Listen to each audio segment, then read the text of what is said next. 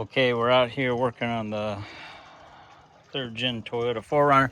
For anyone who's looking at doing a brake job, I just thought I'd kind of give you the real quick overview. So here's the caliper.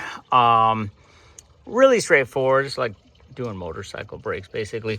So all you got, and I've put pads in already here on this one, but all you got is a little clip over there. You kind of pop that out, take this clip out, and you can see it intersects with the pins.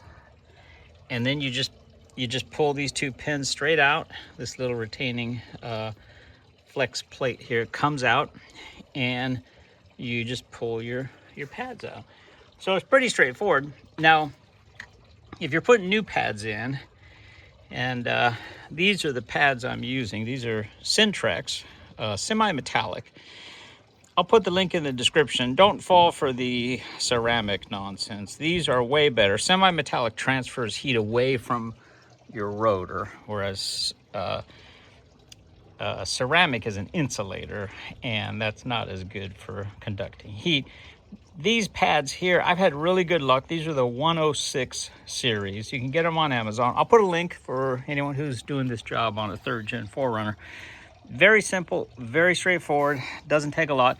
Probably the hardest part is you got to go up here and make sure that you open up your reservoir, and you know, just use a little turkey baster or something and pull some fluid out. And the reason for that is when you relax the pistons back to make room, it's going to push the fluid back in the system. Now, what I do is I just take one of these little Irwin clamps, and I take off the little rubber pieces, and I just put that in there and squeeze the pistons back, and that makes room for the new pads. Spray a little gasoline around, you know, use a little toothbrush, clean any buildup off your little caliper piston boots, and away you go. Once you relax the calipers, you can just slip the new pads right in, and you simply put this pin in and catch the top. There's a little hook.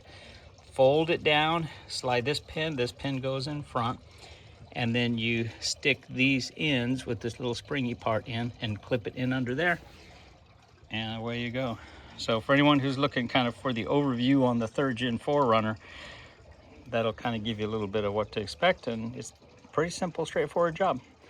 All right, if you have any questions, feel free to use the comment section below. Thanks for watching.